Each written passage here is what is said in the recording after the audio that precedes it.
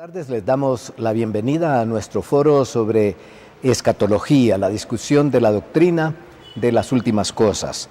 Como lo hicimos en la vez anterior, tenemos nuevamente a nuestros invitados especiales, al doctor Raúl Saldívar, doctor licenciado en leyes y doctor en Derecho Internacional, teólogo, escritor. Y también tenemos a nuestro hermano Edgar Allan Perdomo, también licenciado, doctorándose en teología también, maestro de teología sistemática. Ahora vamos a discutir algunos elementos que tienen que ver con diferentes posiciones, cómo nosotros podemos interpretar la literatura apocalíptica y qué pautas podemos dar a las personas para que no necesariamente nos perdamos en la cuestión de la doctrina y no ser tan dogmáticos en ciertas posiciones y ser incondicionalmente bíblicos, volver a lo que la Biblia realmente nos enseña. Vamos a hablar acerca de sistemas de interpretación. Don Belsa, ¿usted me permite hacer alguna reflexión sobre este tema? Porque es importante aclarar algunas cosas. Primero, la teología es humana. Eso significa que está sujeta a errores. Y en este momento vamos a analizar, vamos a ver las diferentes posturas. Entonces, que quede claro desde el principio que son cosas humanas, que no es la verdad de Media ni de Persia. Entonces, que vamos a hacer un análisis de esas posturas, que a esto le llamamos nosotros doctrinas periféricas. Así es. No pétreas de la escatología, que eso lo hablaremos después, pienso yo. Sí. Nada más eso. Sí. Bueno, y en nuestro programa anterior hablamos de lo que de los primeros elementos que son la segunda venida del Señor, el reinado, o sea, el reino de Dios, mejor dicho, y las implicaciones que tiene eso con la manera como lo interpretamos. Entonces vamos a comenzar por un elemento que es poco conocido en el ámbito de la predicación y de la enseñanza, porque este enfoque es académico, no es tanto para emocionarnos, es decir, para llevar a cada uno de los elementos de nuestros púlpitos cada vez que vamos a predicar, sino que para que tengamos un conocimiento de cómo nosotros podemos hacer estos abordajes cuando volvemos a leer la Biblia sobre estos elementos. Bien, unas personas me preguntan a mí, ¿y cuál es la posición de su iglesia? Por ejemplo, está la interpretación desde el punto de vista de la teología dispensacionalista, ¿verdad? Que es premilenialismo, como lo planteamos en el programa anterior. Otros, cuando vemos algunos videos en el YouTube o en la televisión acerca de la doctrina del pacto, la doctrina o la teología pactal, entonces, y la gente nos pregunta, ¿y la posición de su iglesia cuál es? Y entonces nosotros tenemos que dar una posición y tenemos que decir, como lo acaba de decir Raúl en este momento, tenemos que decir, bueno, nos ubicamos en esta línea, pero hay algunos elementos que son, es decir, no son dogmas. Los dogmas, o sea, las doctrinas principales son las que creemos, pero de ahí no vamos a pelear ni a anatemizar a los que se difieren un poco en la creencia. Y entonces yo lo que he contestado es que la mayor parte de las iglesias en la actualidad se identifica, aún sin saberlo, como premilenialistas y bastante inclinados hacia el dispensacionalismo. Sí. La mayor parte, con algunas excepciones, ¿verdad? Entonces, ahora, ¿cuál es la posición o una de las posiciones más extremistas, podemos, que está al otro extremo del dispensacionalismo? Se llama la doctrina del pacto, la teología del pacto. Y el doctor Saldívar ha escrito en su teología sistemática un resumen allí sobre esto, y vamos a comenzar con hacer una distinción entre estos dos puntos de vista. Correcto. Por ejemplo, la teología del pacto, el milenio es simbólico. Los premilenialistas, literal, por decir algo.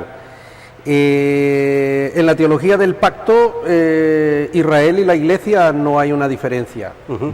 La iglesia es el Israel actual, en la actualidad. Sí. En el premilenialismo, Schaeffer dejó bien claro, con esas parábolas que él mencionó de Mateo 13, sí. La iglesia es otra cosa. Esa es una de las diferencias. Luego, evidentemente, en la teoría, como su nombre lo dice, los pactos, el pacto de Adán, todos esos pactos, y la otra es dispensacional, ¿verdad? Sí. Que por cierto, quien le da la forma clásica al dispensacionalismo es Scofield. Sí, Scofield, ¿verdad? sí. Scofield recibe Más popular. eso. Exacto. Y ahora toda la Biblia con notas, las notas de la Biblia en ese Pero sistema. en Inglaterra los seguidores de Darby dividían las dispensaciones de otra manera. Eso lo pasa Moody cuando Moody llega a Inglaterra. Moody es el padre espiritual de Scofield.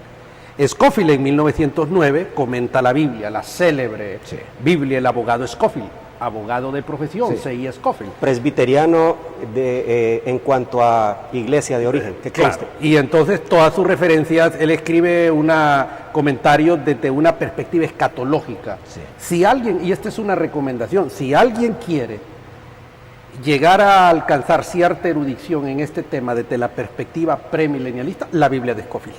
Sí, claro. Y este fue el mentor de Schaeffer. Y de ahí viene la historia. Entonces, esa es la diferencia. El pacto no divide la historia en esas dispensaciones, sino en pactos. Entonces, luego los del pacto son más optimistas. Dios está entendido en su reino, el reino de Dios, no como los premilenialistas, que el reino de Dios son 1000 años. ¿Verdad? Cristo, los clásicos. Sí, Cristo. Porque ha habido un cambio ahí también. Sí, sí, fundamentalmente, Cristo venía a fundar el reino. Sí. El pueblo de Israel rechaza el reino. Ajá. Sí. La edad intercalada, entonces el reino se cumple, o si queremos ser bíblicos, la 70 semana de Daniel. Correcto. Sí. Y ese es otro rollo, porque otro aquí estamos problema. en teología. También es controversial. Pero una cosa está relacionada. Bueno, hay otras, pero yo creo que esto es suficiente, ¿no? Ok, pero hay un punto aquí con respecto a la teología del pacto. Es decir, ¿en qué sentido se difieren los pactos como lo interpreta la teología pactal? Porque los dispensacionalistas también hablan de pactos. Pero sí. ¿en qué se diferencia? Bueno, la teología dispensacionalista habla de los pactos, pero de los pactos bíblicos. Los pactos el pacto con Noé, el pacto de Moisés y el nuevo pacto. Allí en sus comentarios, cierto. ahí los pone todos los pactos. Sí. Y los explica. Y no son iguales a las dispensaciones, que esas son otras, ¿verdad? Okay. En la teología del pacto no se manejan estos pactos, sino que se manejan los pactos teológicos, el pacto de obras y el pacto de gracia. Pacto de obras, ¿verdad? y pacto de en gracia. ese sentido, el pacto que Dios hizo con Adán era un pacto de obras. Sí. Adán tenía que cumplir, digamos, no comer del árbol, Sí. pero una vez que él cae, Adán y Eva caen en pecado, entonces se pone en función el plan de Dios de salvación, que es el pacto de gracia. Entonces, claro, el pacto de gracia hace que solo haya un pueblo de Dios. Sí. En el Antiguo Testamento, y por eso en la predicación se toman los textos del Antiguo Testamento y de la Asamblea de Israel como la congregación de las iglesias actualmente. Entonces, claro, cuando Cristo viene, el Israel de Dios del Nuevo Testamento es la iglesia, y por eso bien decía el hermano Raúl que no hay diferencia entre Israel y la iglesia, sino que la iglesia viene a sustituir lo que era el Israel del Antiguo Testamento, pero el pueblo de Dios es uno solo. En ese sentido, entonces, podemos ver cómo estas posturas, que han sido posturas a veces tomadas hasta con mucho emocionalismo, Sí, por eso en la época, a principios del siglo XX, finales del XIX, principios del siglo XX, ocurre lo que se llaman las guerras escatológicas, donde los amilenaristas y los premilenaristas se insultaban, literalmente se insultaban, se llamaban peste, se llamaban secta, Schaeffer escribe en su teología sistemática que todos los herejes de la historia han sido amilenaristas. Pero no solamente, es que vamos a decir la cosa bien. Sí. Schaeffer llamó plaga a los arminianos y groseramente sí. Pero también, mi estimado don Belsasar, Wiley trata mal a los calvinistas. Es correcto. Sí, O sea que es que de los dos lados se De los tiraron. dos lados. Y eso es inmoral. De los dos lados es inmoral. Claro. Por eso, cuando yo escribo la teología sistemática, dije aquí no vamos a ofender a nadie. Sí. Esto va a ser pertinente para todos, ¿verdad? Porque sí hubo fuego cruzado. Sí. Ok, explíquenos brevemente entonces en qué consiste la teología dispensacional.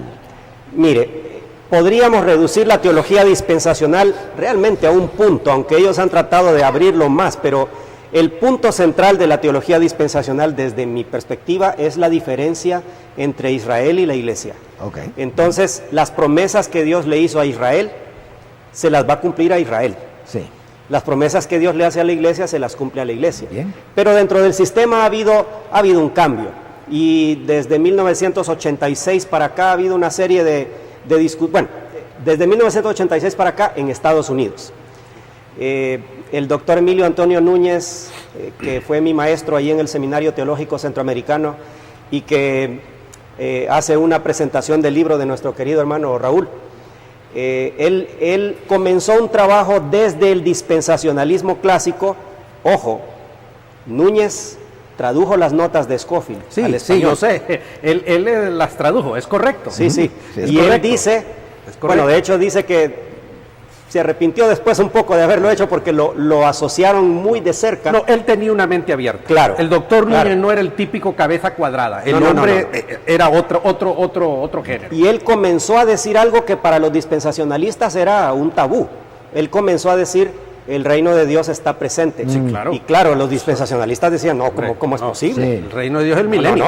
Sí, claro, el reino de Dios es el milenio. Para ellos, para los Para ellos. dispensacionalistas. Pero, desde América Latina se hizo un trabajo también Ya. de cambios dentro del sistema dispensacional, de tal manera que hoy se habla de puentes entre Israel y la iglesia.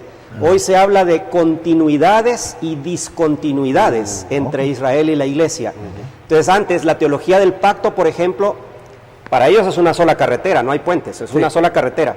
Para el dispensacionalismo hay un gran abismo entre los dos. Sí, claro. Pero hoy se habla de puentes, ¿verdad? Entonces, hay cosas que correspondían a Israel, pero que se cumplen en la iglesia, dice el sistema dispensacional ahora.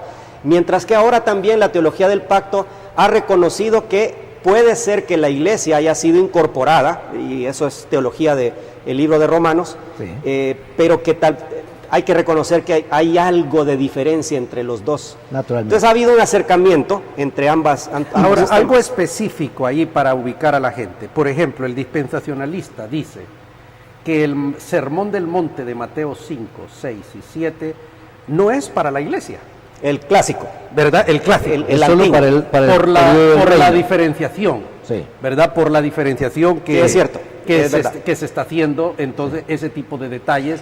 Y para nosotros, pasando a otro punto de diferencia, usualmente decimos que la iglesia surge en Pentecostés. Sí. Para los Correcto. del pacto, la iglesia no surge el día de Sí, Pentecostés. ya viene desde Sí, el Antiguo viene Testamento. desde el Antiguo Testamento. ¿Y por qué es tan importante para ellos distinguir entre Israel y la iglesia? Realmente el punto es un punto profético. Cuando Dios le hace promesas a Israel, dice el dispensacionalismo clásico, que lo llevó hasta sus últimas consecuencias, la idea, Dios tiene que cumplirle eso a Israel y tiene que cumplírselo literalmente. En Josué, por ejemplo, dice, yo te daré toda la tierra desde el mar grande, desde el mar Mediterráneo, hasta el río Tigris y Éufrates.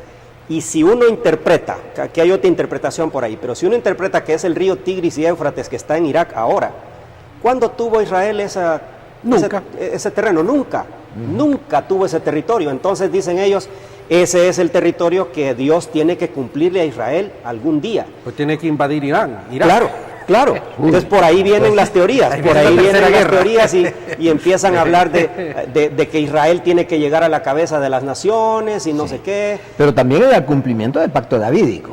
Correcto, correcto. Por supuesto, hoy los puentes que se están viendo es que Jesús, cuando se presenta a Jesús, aún en el cántico de María o en el cántico de Zacarías, se conecta a Jesús con el pacto de Abraham y con el pacto davídico. Se habla de Jesús en términos de que Él es el hijo de David. Y entonces, en ese sentido, las promesas que Dios le hizo a Israel a través de David son cumplidas a la iglesia. Darrell Bock, que es uno de los principales representantes del dispensacionalismo progresivo, como se llama ahora, esta nueva manera de entender el dispensacionalismo, decía esto. Es como, por ejemplo, yo le hago una promesa al hermano Raúl, que estaba soltero, y le digo, yo te voy a sostener en todos tus estudios, yo te los voy a pagar todos. Pero con el tiempo, el hermano Raúl se casa, trae a su esposa y tienen hijos. Entonces yo le digo a él, bueno, mi promesa era contigo, pero también voy a incluir a tu esposa y también voy a incluir a tus hijos. Esa era la ilustración que él daba para decir las promesas de Dios, él se las hizo a Israel. Pero también dice, ahora voy a incorporarla a la iglesia en esas promesas que Dios le hizo a Israel en el Antiguo Testamento. Ahora es una diferencia con la teología del pacto, porque la teología del pacto dice, fuera Israel, viene la iglesia, Israel queda fuera totalmente del plan de Dios, Israel en el sentido nacional. Sí, en el sentido étnico. Correcto. El dispensacionalismo sigue manteniendo una diferencia, una distinción entre Israel y la iglesia, pero ahora hay más puentes entre uno y otro pueblo. Ok, eso me lleva a otra pregunta, porque ya mencionaste allí el nombre del nuevo enfoque, que es dispensacionalismo progresivo. Sí. ¿Qué significa eso? ¿Por qué se llama así? Bueno, de hecho el sistema estuvo en constante cambio. Uno de los que más cambios hicieron, aunque él no le llamó cambios, pero sí eran cambios, fue el doctor Charles Rady, famoso profesor del Seminario Teológico de Dallas. Que también comentó una Biblia que es muy famosa, The Rady Study Bible. Sí, solo que la Biblia de Rady es menos sesgada teológicamente, menos escatológica que la de Scofield. Sí. Correcto. Sí. Y que conste, la Biblia de Scofield tuvo gran aceptación en América Latina, increíble. Absolutamente. Esa fue las primeras que yo leí. Y ahí Rady dice, no es necesario creer en las dispensaciones para ser dispensacionalista. Declaración revolucionaria. Sí. Y Rady es de la escuela de Dallas. Sí. Correcto, que falleció el año pasado, si no me equivoco. Caldwell Rady. Y entonces, él fue el primero que hizo estos cambios. Ya se hablaba de reino en misterio, que antes los dispensacionalistas antiguos decían que solo era el milenio. Y luego, a partir de 1986, comenzó un grupo de maestros del Seminario de Dallas a reunirse para discutir primero el tema del nuevo pacto. Porque el problema es que en el Antiguo Testamento, si uno ve en Jeremías, en Ezequiel y en otros pasajes, el nuevo pacto es con Israel. Jeremías dice específicamente, haré un nuevo pacto con la casa de Israel y la casa de Judá. Y luego vienen las estipulaciones del nuevo pacto. Entonces, según la postura dispensacionalista clásica, bueno, si dice la Biblia que es con Israel, punto. No tiene nada que ver con la iglesia el tema. Todo está bien hasta el momento en que Jesús dice, esta copa es el nuevo pacto en mi sangre. Sí. Y entonces, pero no era para Israel esto. Sí. Y ahora él incluye a la iglesia. Y el libro de Hebreos abunda más en el tema de que el nuevo pacto es para los creyentes. Y esto produjo entonces en los profesores de Dallas, entre ellos Craig Blazing, Robert Saucy y Darrell Bock, principalmente ellos eran los líderes del movimiento, a discutir qué papel juega la iglesia en el esquema, o Israel y la iglesia en el esquema escatológico de Dios. Y la posición de Pablo, de que dice que derribó la pared intermedia que había entre los dos, haciendo de los dos pueblos uno solo. Exacto. Los resultados de las discusiones fueron una serie de libros, uno de ellos se llama Dispensacionalismo, Israel y la Iglesia. Fue el primer libro que se produjo con varios artículos, todos escritos por profesores de Dallas. Y el segundo se llamaba ya directamente Dispensacionalismo Progresivo. Que conste, el profesor Rady escribió en ese tiempo una nueva edición de su libro que se llamaba Dispensacionalismo Hoy y le llamó solo dispensacionalismo, como para decir, eso no es dispensacionalismo, eso es un acercamiento a la teología del pacto, esto es dispensacionalismo, y sostenía siempre las diferencias marcadas entre Israel y la iglesia. En la práctica, ¿qué produjo esto? Produjo que el dispensacionalismo ahora ya no dice que el Sermón del Monte es solo para Israel, ni para el milenio, porque así se decía. Por ejemplo, ahora se habla acerca de lo que mencioné hace un rato, puentes entre Israel y la iglesia, y ahora se acepta mucho mejor que muchas de las promesas que Dios le hizo a Israel son cumplidas en la iglesia en Jesucristo, sobre todo aquellas que tienen que ver con los pactos bíblicos, sobre todo aquella que tiene que ver con el pacto con Abraham, el ser bendición a todas las familias de la tierra, las promesas del pacto con David, un linaje en el hijo de David, que es Jesús, y sobre todo el nuevo pacto, un nuevo corazón, nueva ley escrita en el corazón, y todo eso entonces ya se cumple en Jesucristo, también en la iglesia. En la práctica también esto incluye que Israel se mantiene la idea de que Israel tiene futuro en los planes de Dios, pero ahora se entiende que Israel tiene que recibir a Jesucristo en su corazón, digamos, para ser parte de esas promesas. Mientras que en el dispensacionalismo clásico nunca se dijo claramente, pero casi se decía que ser israelita significaba ser salvo y ser elegido automáticamente, cosa que realmente no está en la Biblia, ese tipo de Deja cosas. fuera a Jesucristo. Dejaríamos fuera a Jesucristo, correcto. Sí. Esos son algunos de los cambios, hay otros, pero hay a propósito, el esquema de 7 dispensaciones que propuso Scofield, que se popularizó tanto y que en las iglesias incluso se mantenía un cuadro ahí con las 7 dispensaciones, sí. El dispensacionalismo progresivo lo cambió y dijo, ya no es tan importante, pero si quieren les damos un esquema de 4 dispensaciones, ¿verdad?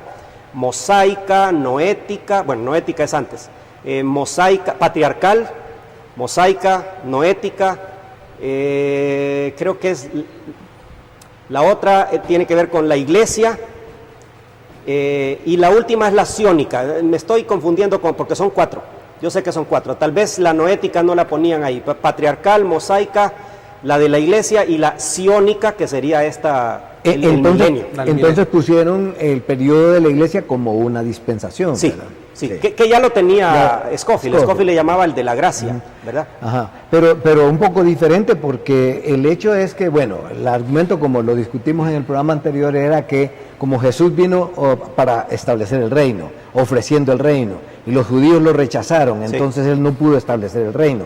Tuvo que, como dice un teólogo, él vino para establecer el reino, pero lo que le salió fue la iglesia, por decir así, ¿verdad? Sí, así era, esa era la idea en el dispensacionalismo clásico, pero ahora se entiende que el reino fue inaugurado por Jesús en su venida. Sí. Ahora se entiende así, ahora se acepta mucho más la idea de el ya y el todavía no, popularizado por Oscar Cullmann principalmente. Sí, el otro que lo popularizó desde una perspectiva premilenarista, pero no dispensacionalista, fue George Ladd, que es una idea, George Eldon Ladd, que tiene unas ideas muy interesantes. Él sigue siendo premilenarista, pero ahora él dice, no es dispensacionalista. No es dispensacionalista. Él dice, los poderes del futuro, los poderes del reino, ya están hoy entre nosotros.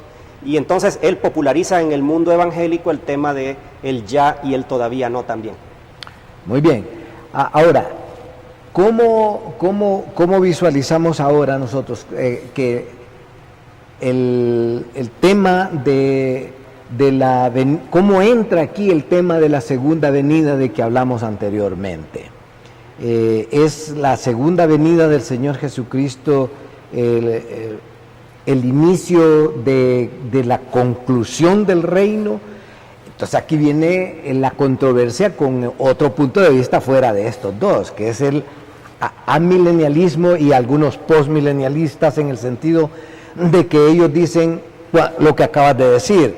Jesucristo vino e inauguró el reino, entonces ya está el reino desde el momento en que Jesucristo vino y dice, utilizando varios versículos de la Biblia, que ató los poderes de Satanás, y que eso es lo que significa el pasaje de Apocalipsis. 20, sí. Con eso de la parusía, las posturas clásicas sobre ese tema es la postura milenialista, que es la parusía en un solo evento. Sí. Ya está. Jesús regresa y se acabó la historia. Es decir, el juicio final y ya. Los premilenialistas clásicos hablan de 2 eventos. Sí. El arrebatamiento y el primero, que Jesús, manifestación. Eso yo nunca lo acabé de entender, desciende, ¿verdad? A las nubes. Que está en todas partes.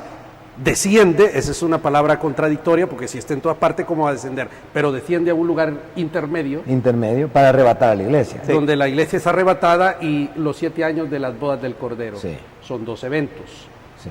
Y a diferencia de un juicio que hablan los amilenialistas, aquí hablan de el tribunal de Cristo, que es solo para los creyentes. De Mateo 25, el juicio de las naciones. Y el juicio de las naciones. Y al final del milenio, del de Apocalipsis 20, el trono blanco. El trono blanco. Entonces, es ese tipo de cosas. Ahora, la Biblia da argumento, da pie para pensar cualquiera de las dos cosas, si no, no existieran las... Sí, porque ese es el claro. tema de la teología. Ahora, el tema porque estos señores les ponen años al asunto, 7 años, y habla allí de 3 años y medio que rompe el pacto. A los 3 años y medio, entonces es cuando se abre el primer sello y toda esa historia. ¿Cómo se enlaza la cuestión de la semana 70? Yo ahí todavía no lo entiendo, ¿verdad? La profecía el Daniel, versículo de Daniel habla de que las primeras 7 semanas del decreto de Ciro a la Sí, construcción sí, del templo, del templo. ahí son 7, ¿no? 7. Ellos hablan de semanas endómanas. Yo no sé de dónde sacaron eso, tal vez él me lo explica. Entonces son de 7 semanas de 7 años. Y luego vienen las 62 semanas más. semanas. Es que Las dice 69. algo así.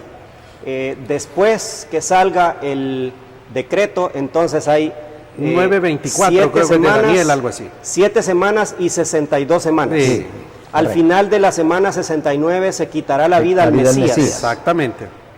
Y ahí se para el asunto. Entonces, de ahí es donde viene la idea del De la famoso paréntesis. edad. Pero no es bien intercalada. claro, ¿verdad? No, no es claro. Exegéticamente es bien difícil. Pero es de ahí es complicado. donde se saca, el La tema de semana los de- 7 años de la gran tribulación. De ahí se pero a mí me gustaría que hiciéramos un paréntesis en esto, que para mí este es el valor porque todas estas historias está bien, pero el problema que yo observo en todo esto es que históricamente nuestros pastores, nuestros maestros enseñaron estas cosas como verdades de quinta Sí, esencia. así es.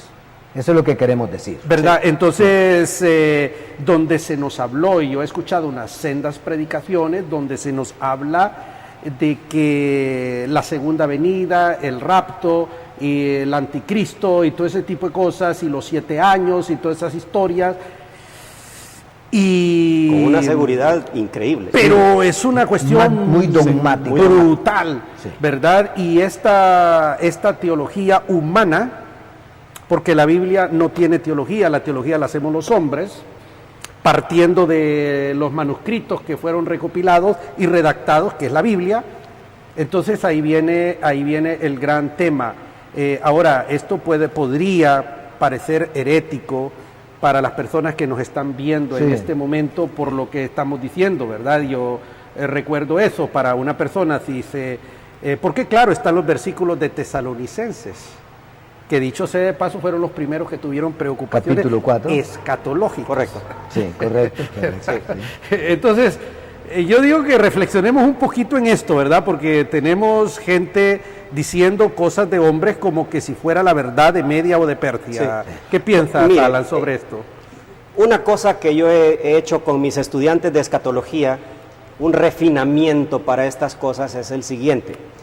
¿Había o no había sistemas escatológicos, no con ese nombre, pero había o no había, vamos a decir, ideas escatológicas antes que viniera Jesús por primera vez? Sí, había. Sí, en el Por PI, supuesto, ahí claro. surge. Antes del PI no. La Biblia escasamente nos habla de cosas, porque el mismo libro de Daniel en la época que fue redactado, ¿verdad? El PI es el hervidero de la teología cristiana, en otras palabras. Correcto, pero en la época intertestamentaria hubo cualquier cantidad de teorías acerca de cómo iba a ser la venida del Mesías. Sí, del Mesías. Había El un Mesías establecimiento del reino. en los manuscritos del Mar Muerto, por ejemplo, se encuentra ahí en la comunidad de Qumran, que ellos creían que iba a haber, una parte de esa comunidad creía que iba a haber 2 Mesías, uno que venía a reinar y otro sacerdotal. Sacerdotal. Había otra idea, que había un Mesías que iba a sufrir y otro que era el que iba a reinar. Entonces, sí, habían varias teorías. Sí, sí, claro, bueno. había varias Ahora, cosas. ¿cuál de esas teorías fue la que tuvo razón cuando Cristo vino, cuando Jesús vino? Todas tenían parte de la verdad y todas se equivocaron en algo. Sí. Y yo les digo a mis estudiantes de escatología, miren, adoptemos una actitud un poquito más humilde con respecto a estas cosas. Yo creo que debemos comprometernos con un sistema escatológico.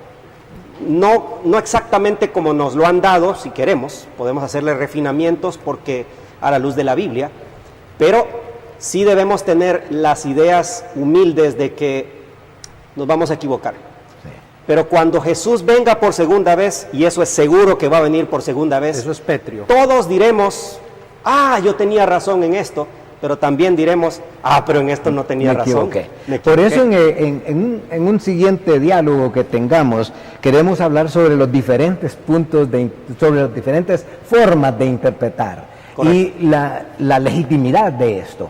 Por hoy cerramos este programa diciendo que hemos procurado establecer el hecho de que hay controversias sobre asuntos secundarios de las doctrinas primarias que nos enseña la Biblia, y hemos señalado dos de las doctrinas primarias: la segunda venida de Jesucristo y su reino, es decir, qué es su reino y cómo se establece, se está estableciendo.